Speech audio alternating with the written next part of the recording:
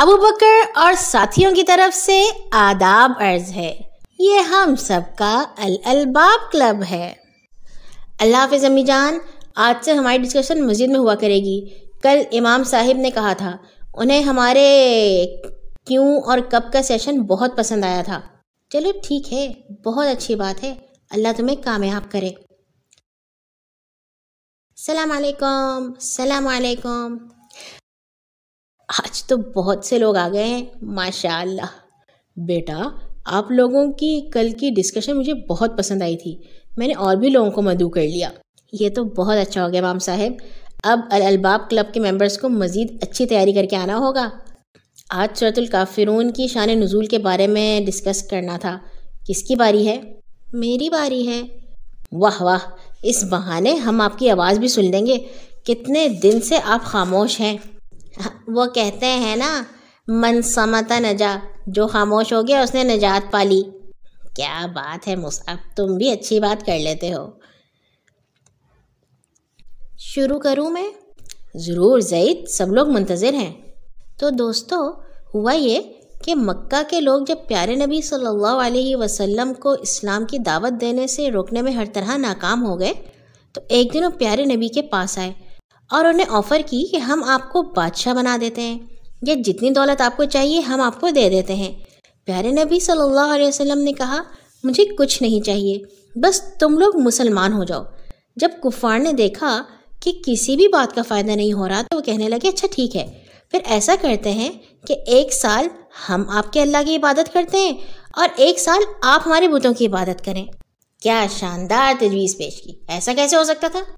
یہی تو بات وہ سمجھتے ہی نہیں تھے، اللہ کا بندہ ہونے کا کیا مطلب ہے۔ پیارے نبی نے جواب دیا، اللہ کی پناہ کہ میں اللہ کے ساتھ کسی کو شریک ٹھہراؤں۔ اس پر وہ کافر کہنے لگے، اچھا ایسا کریں کہ ہمارے بتوں کو بس ہاتھ لگا دیں تو ہم آپ کے معبود کی عبادت کر لیں گے۔ پیارے نبی یہ سن کر وہاں سے اٹھائے۔ تب اللہ تعالیٰ نے سورت نازل فرمائی الکافرون، جس میں اس بات کی نفی کی گئی اور واضح طور پر کہا گیا کہ تمہارے لیے تمہارا دین ہے اور میرے لیے میرا دین ہے۔ پیارے نبی صلی اللہ علیہ وسلم سیدھا ان لوگوں کے پاس گئے جو کعبہ کے پاس بیٹھے ہوئے تھے اور انہیں یہ سورت سنائی۔ یہ سن کر وہ کافر مایوس ہو گئے اور پیارے نبی اور ان کے صحابہ کو پھر ستانا شروع کر دیا۔ کتنی اہم بات ہے نا، کافروں کا کسی طرح ساتھ نہیں دے سکتے۔ شاباش زید بیٹا، بہت اہم باتوں کی یاد دہانی ہو گئی ہے۔ مگر آج کل تو کافر ہمیں ایسے نہیں کہتے، سب اپنی اپنی عبادت ہی تو کرتے ہیں۔ بات ٹھیک ہے خبیب۔ امام صاحب، آپ کچھ بتائیں گے اس بارے میں؟ جی بیٹا ضرور۔ اس کا مطلب یہ ہے کہ ہم کفار اور غیر مسلموں کا کوئی طریقہ نہیں اپنا سکتے، خاص طور پر ان کی عیدیں، تہوار وغیرہ۔ ہمارے طریقے ان لوگوں کی طرح نہیں ہونے چاہیے۔ یہ تو بہت پتے کی بات بتائی آپ نے امام صاحب، یعنی نیو ایئر، ہیلووین اور کرسمس وغیرہ کی تیاری ہم نہیں کر سکتے؟ بالکل ایسا ہے۔ ہاں، یہ اہم بات ہے آج کی ڈسکشن کی، کافی اہم بات ہے۔ آپ کا شکریہ بچوں یاد دہانی کروانے کا۔ اب چلتے ہیں۔ ارے بلال، میرے جوتے کہاں لیے جا رہے ہو؟ ٹھہرو، میں آیا۔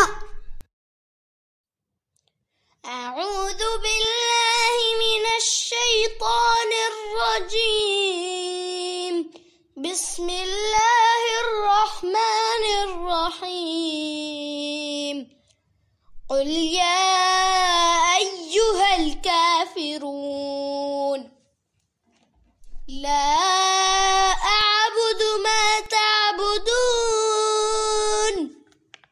ولا انتم عابدون ما اعبد ولا انا عابد ما عبدتم ولا انتم عابدون ما اعبد لكم دينكم ولي دين۔